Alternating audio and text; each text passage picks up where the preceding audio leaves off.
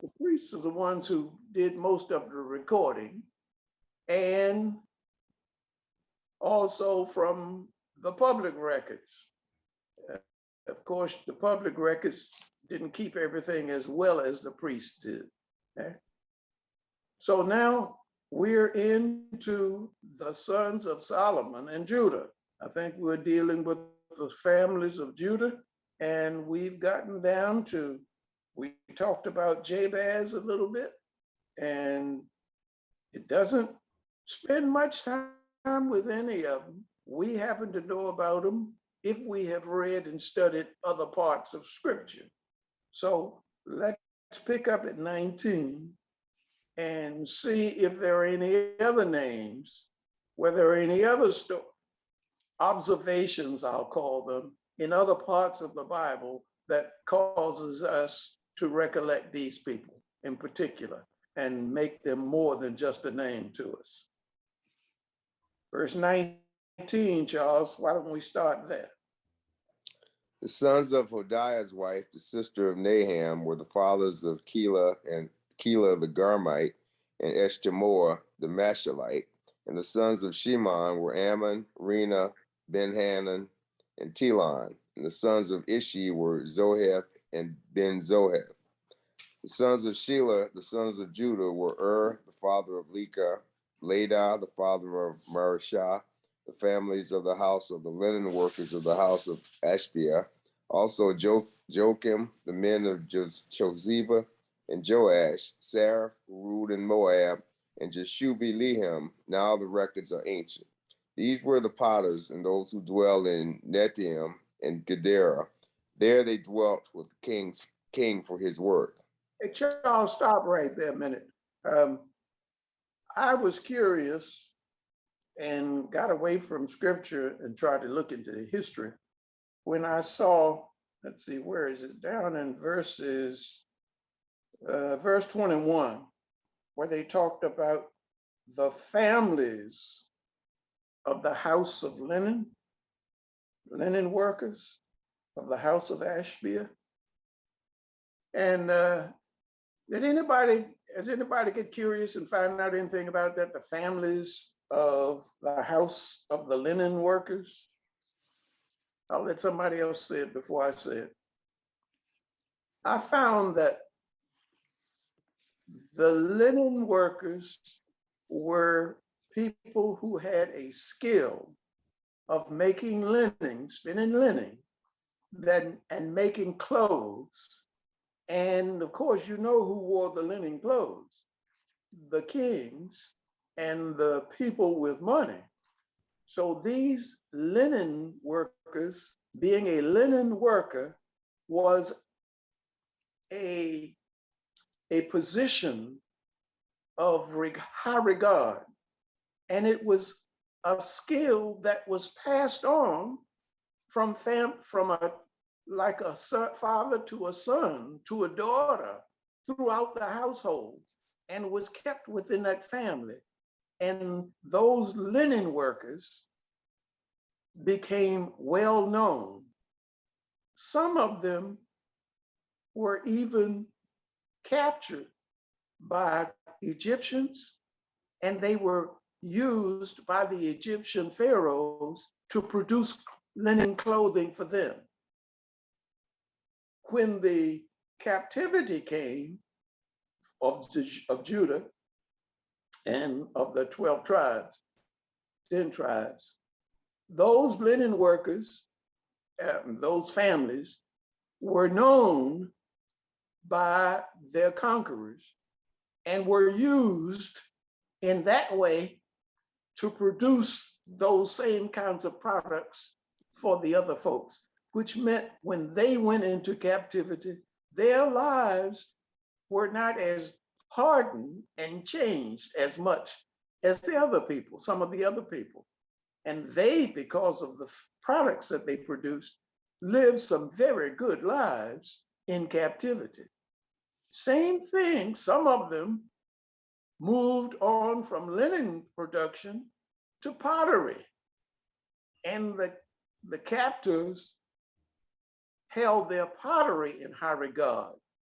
and gave them the same kinds of regard that they gave the linen workers. And so within captivity, these 70 years, the families of these linen workers and these pottery workers, they did pretty well. And you know, we were talking last week about whether or not we would come back if we were, when we were released and had been in captivity all of our lives. I wonder how many of those people in those families decided they were just as well off staying where they were, rather than coming back to a land that they didn't know anything about, had never lived in. Those were the linen workers that are referred to here as the house of the families, the house of the linen workers. If you run across anything else like this as we study, share it with us. It gives it makes these names a little more interesting. Comments, questions? All right, Charles, 24 rather. The sons of Simeon were Nemuel, Jamin, Jareb, Zerah, and Shaul. Shalom his son, Mibsam his son, and Mishma his son. And the sons of Mishma were Hamiel his son, Zachar his son, and Shimei his son. Shimei had 16 sons and 6 daughters, but his brothers did not have many children, nor did any of their families multiply as much as the children of Judah. You hear that? What, this man, how many children did he have? Verse 27, 16 sons, 6 daughters. Huh. 22 children. Doesn't say anything about how many women, by how many women, wives and concubines.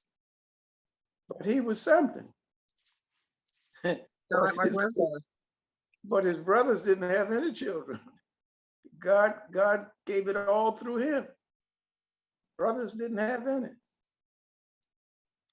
Well, no, it said they did not have many. Yeah, didn't have many. Okay. Go ahead. I just wanted to point that out, that God sometimes has mysterious ways. One brother was 22 children and the other brothers didn't have many. They dwelt at Beersheba, Molada, Hazar, Shual, Bilhah, Ezem, Tolad, Bethuel, Hormah, Ziglag, Beth Markaboth, Hazar, Susim, Beth Beri, and at Sharaim. These were their cities until the reign of David. Okay. Villages... Wait, hold, Charles.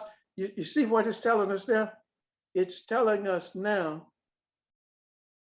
the genealogy of this man and where his families lived, the places that they lived in, so that those who are coming out of captivity now, who can trace their genealogy, ancestry back to this man, they'll know something about where they were, where their families were, and that might be a lead as to where they will go to start a life in this land that is new to them.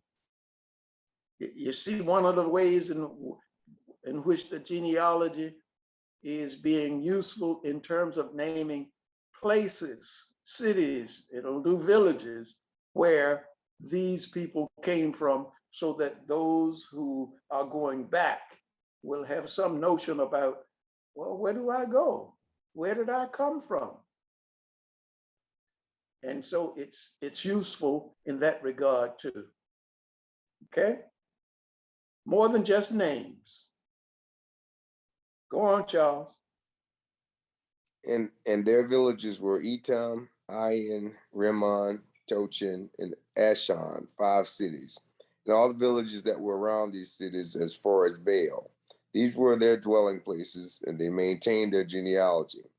Mishabab, Jamlech, and Joshua, the son of Amaziah, and Joel, and Jehu, the son of Joshibiah, the son of Sariah, the son of Aziel, Elonai, Jacobah, Jeshahiah, Asahiah, Adiel, Jesimiel, and Benaniah, Ziza, the son of Shiphi, the son of Alon, the son of Jedaiah, the son of Shimri, the son of Shemaiah. These mentioned by name were leaders in their families, and their father's house increased greatly. So they went to the entrance of Gedor as far as the east side of the valley to seek pasture for their flocks. And they found rich, good pasture, and the land was broad, quiet, and peaceful, for some Hamites formerly lived there. These recorded by name came in the days of Hezekiah, king of Judah, and they attacked their tents and the Mennonites who were found there, and utterly destroyed them, as it is to this day. So they dwelt in their place, because there was pasture for their flocks there. Now some of them, 500 men of the sons of Simeon, went to Mount Seir, having as their captains Pelatiah, Neriah, Rephaiah, and Uziel, the sons of Ishi. And they defeated the rest of the Amalekites who had escaped. They have dwelt there to this day. Stop right there, Charles. There was one thing that stood out to me in this, and I don't know if you have a question about it. Back in verse 40, it talked about the families, the families of Joel. And all of these names that were mentioned, they said they were leaders in their families, okay?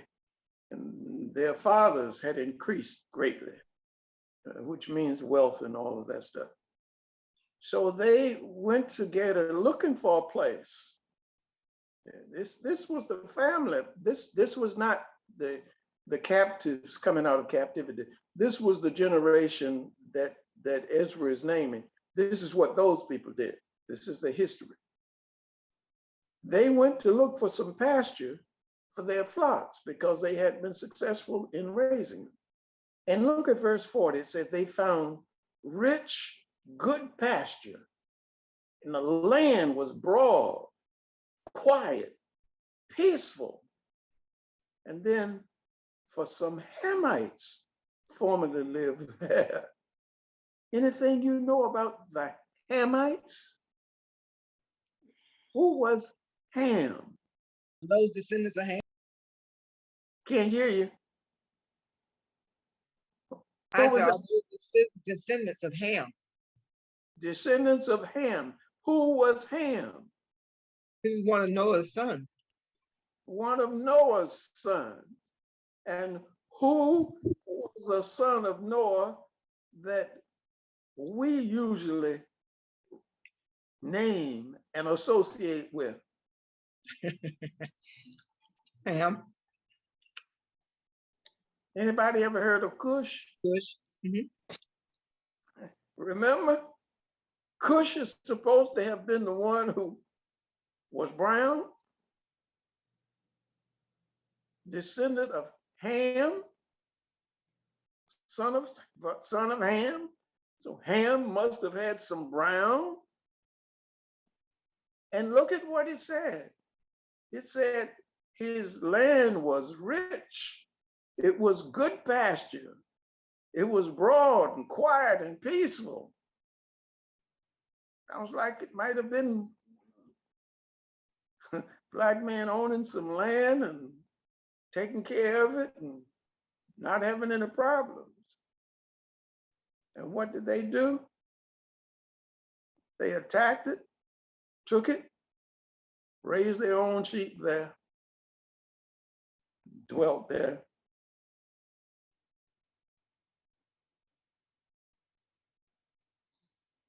Hamites. Okay?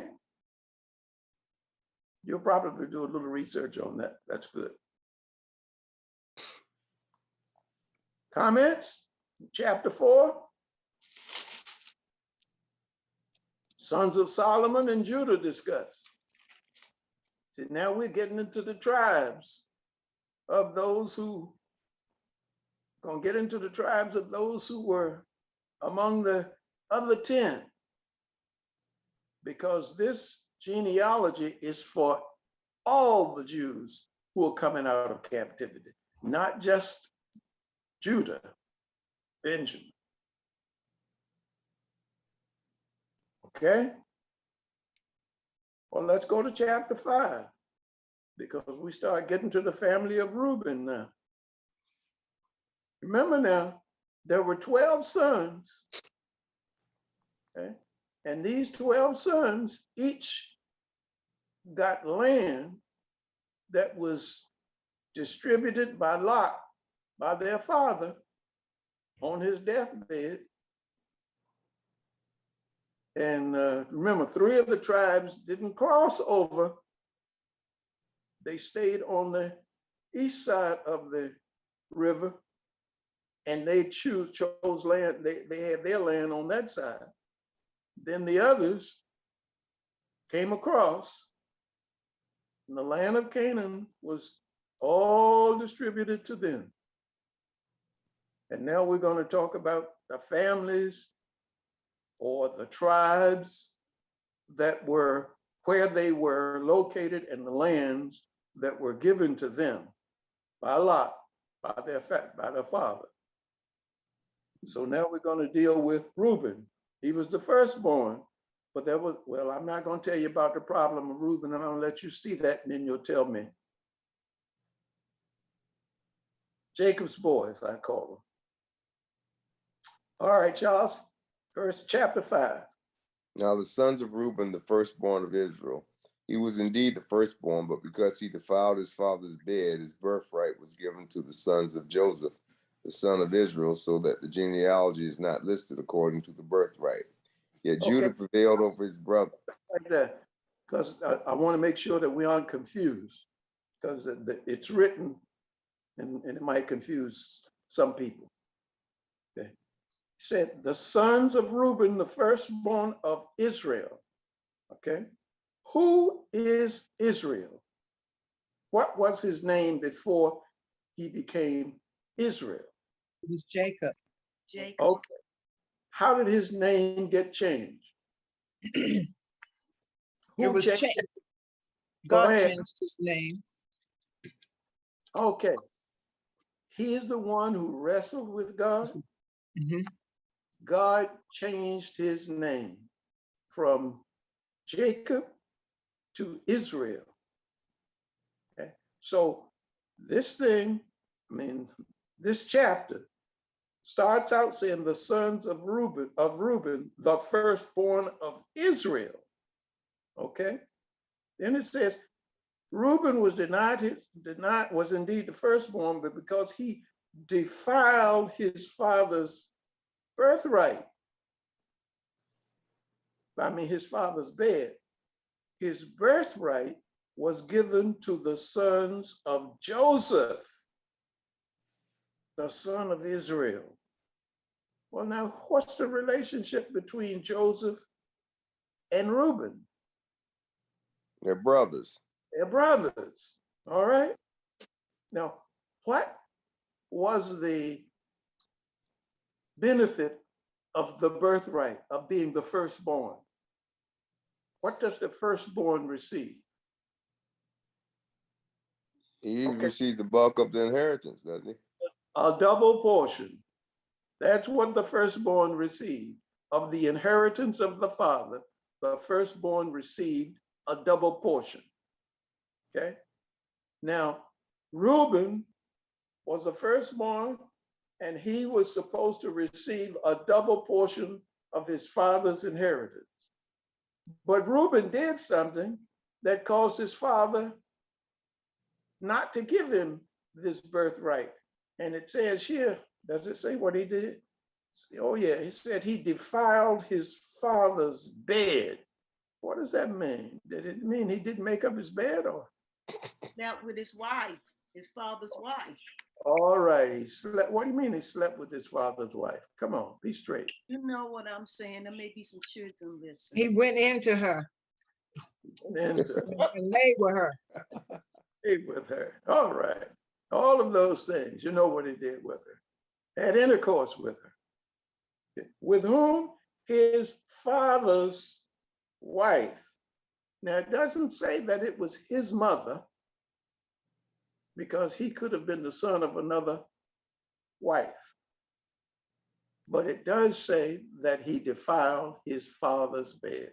He went in and slept with his father's wife. And because of that, his birthright was taken away from him, and it was given to his brother. Okay? A double portion of whatever the father owned was given. But Rudy, it was Yeah. given to Joseph's sons, not to Joseph. He gave a portion to Joseph's sons. But Joseph had two sons. Right. You said he gave it to his brother, but it wasn't really his brother, but his grandchildren. Okay. Okay. Corrected. I stand corrected. You're right. Oh, there goes my computer. Can y'all still see me? Yes. Yes. Yes, and we can hear you too. Okay, well, I can't see me anymore, and my computer's gone out. But you can hear me. All right. As long as you can hear me. Good.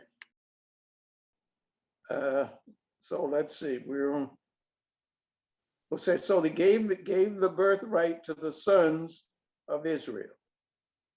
Okay. Sons of Joseph, rather, and who is Reuben's brother. Okay. And the point is, the genealogy is not listed according to the birthright.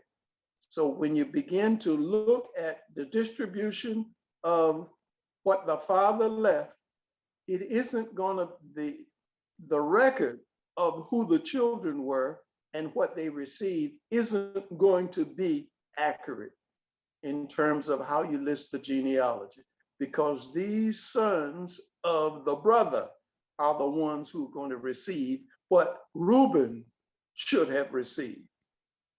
Follow that? Mm-hmm. Okay. Yet, says Judah prevailed over his brothers, and from him came a ruler. Although the birthright was Joseph's. So once again, you see, something else happened. See? Judah became a ruler over his brother Joseph. That was birthright kind of stuff. Okay. Now let's see, those are two examples of the genealogy and the birthright being out of sync.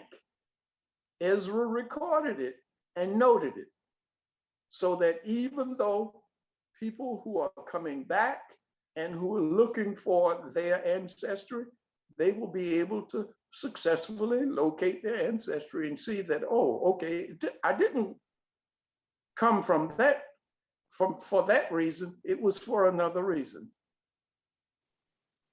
I hope it's not confusing you.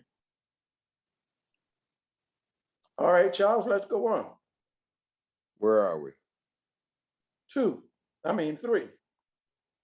The sons of Reuben, the firstborn of Israel, were Hanok, Palu, Hezron, and Carmi. The sons of Joel were Shemaiah, his son, Gog, his son, Shimei, his son, Micah, his son, Reiah, his son, Baal, his son, and Bera, his son, whom Tiglath-Pileser, king of Assyria, carried into captivity. He was leader of the Reubenites, and his brethren by their families were the genealogy of their generations. When the genealogy of their generations was registered, the chief Jeiel and Zechariah and Bela, the son of Azaz, the son of Shema, the son of Joel, who dwelt in Aroer, as far as Nebo and Baal Meon. Eastward, they settled as far as the entrance of the wilderness this side of the river Euphrates, because their cattle had multiplied in the land of Gilead. Now in the days of Saul, they made war with the Hagrites, who fell by their hand, and they dwelt in their tents throughout the entire area east of Gilead. Go And the ahead. children Go and the ahead. children of Gad dwelt next to them in the land of Bashan, as far as Salcah. Joel was the chief, Shapam the next. Where?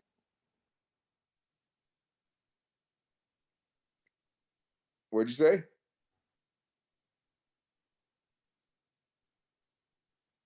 We can't hear him now.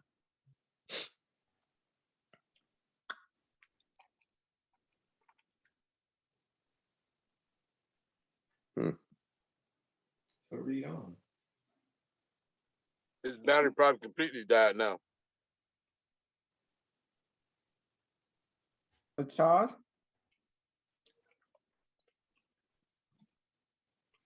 What? why don't you continue and then Mm. break and discuss it with us? Wow. Wow. All right. I don't know how much discussion I'm going to initiate, but 12, let's see. 11, the children of Gad dwelt next to them in the land of Bashan, as far as Salcah. Joel was the chief, Shaphan the next, then Janai and Shaphat in Bashan, and their brethren of their father's house, Michael, Meshulam, Sheba, Jorai, Jachan, Zia, and Eber, 7 in all. These were the children of Abigail, the son of Hurai, the son of Jeroah, the son of Gilead, the son of Michael, the son of Jeshishai, the son of Jado, the son of Buz. Ahi, the son of Abdiel, the son of Gunai, was chief of their father's house. And the Gadites dwelt in Gilead, in Bashan, and in its villages, and in all the common lands of Sharon within their borders. All these were registered by genealogies in the days of Jotham, king of Judah, and in the days of Jeroboam, king of Israel. Anything in all of those names ring a bell for anybody? Me either. Oh, what's the Jeroboam, king of Israel? Who was he? Jeroboam? Who was this? He was from who? He's all them Boams and Rehoboams and all them that kind of ran in together. The names trying to get confusing. Wasn't it Jeroboam that did wickedness that the reason why God drove the children of Israel into captivity in the first place? Okay. Oh, was Jeroboam the first king of Israel? Yes. Oh, right. He did evil in the sight of the Lord, and he was always referenced by the later kings when they compared him to him. So Well, that was the one I recognized. okay. So he was the family of Reuben. Yeah, so I guess he was of the family of Reuben. No, Gad. These were the family of Gad. And Gad was one of the tribes that stayed on the east side of the Jordan when they were going into the promised land. Anybody remember what the other tribe was? No, I can't think. Okay. Was it Benjamin? I was gonna say Benjamin, but I'm not sure. Because that's the tribe that Paul is from, right? Tribe of Benjamin. Well, Benjamin, wasn't Benjamin always aligned with Judah? I can't remember.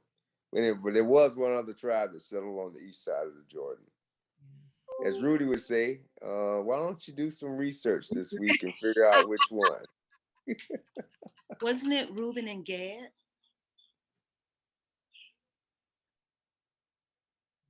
Yeah.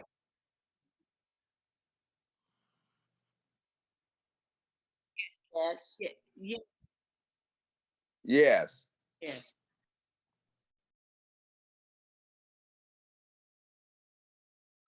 That's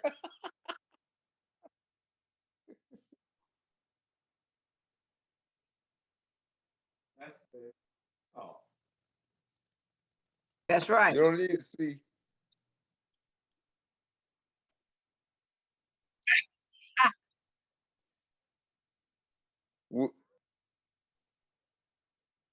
We went through verse 17. We're at verse 18. Started at. We haven't read that yet. 18. No, we haven't read 18.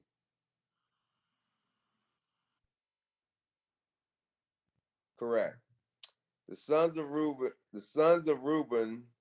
the Gadites, and half the tribe of Manasseh had 44,760 valiant men able to bear shield and sword, to shoot with the bow, and skillful in war, who went to war.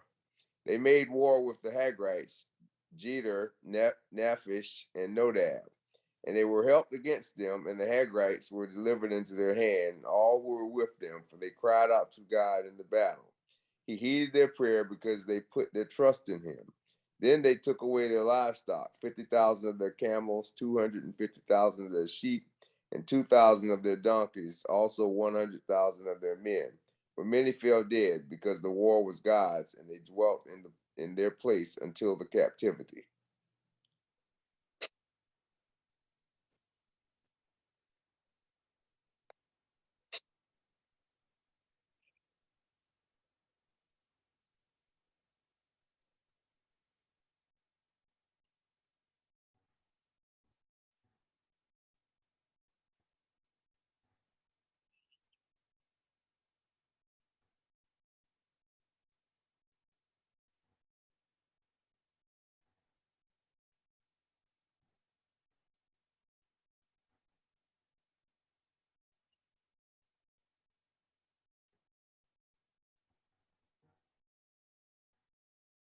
Gad and half of Manasseh, right?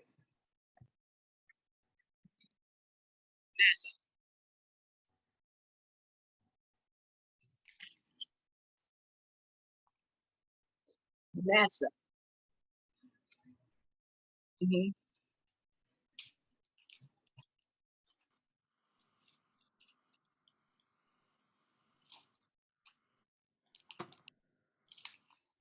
Rudy, you there?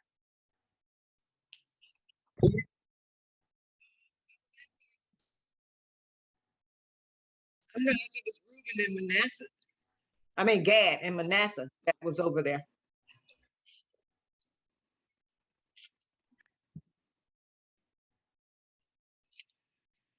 I said Gad and Manasseh. Do you hear me?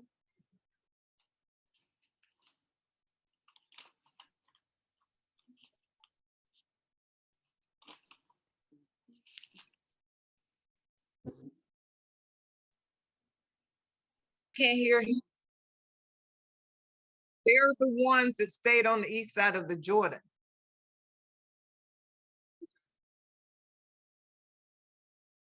Reuben, right.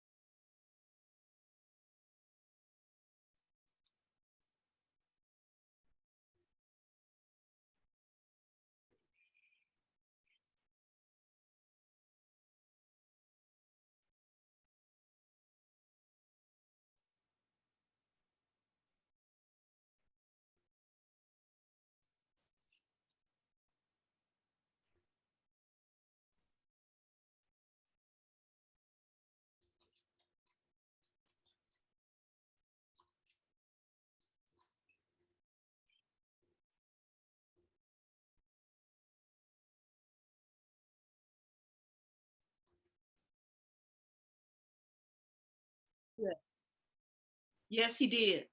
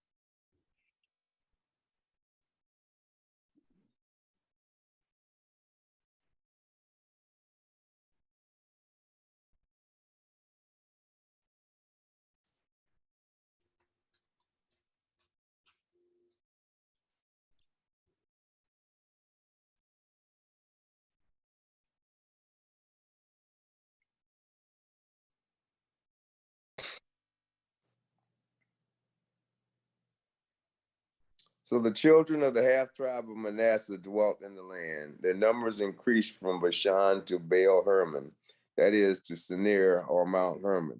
These were the heads of their fathers' houses: Ephraim, Ishai, Eliel, Azriel, Jeremiah, Hodaviah, and Jadiel.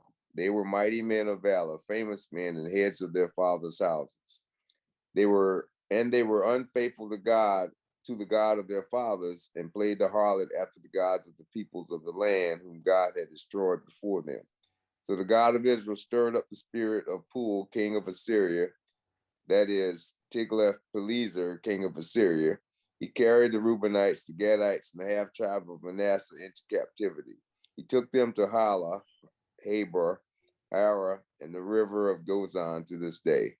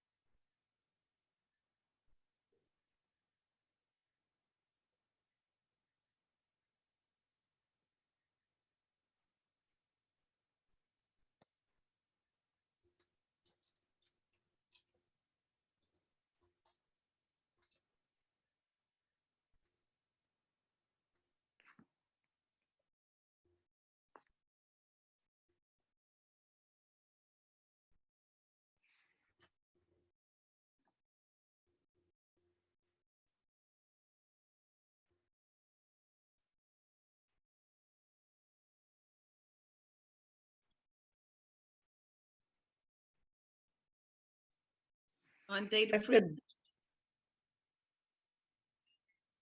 Aaron.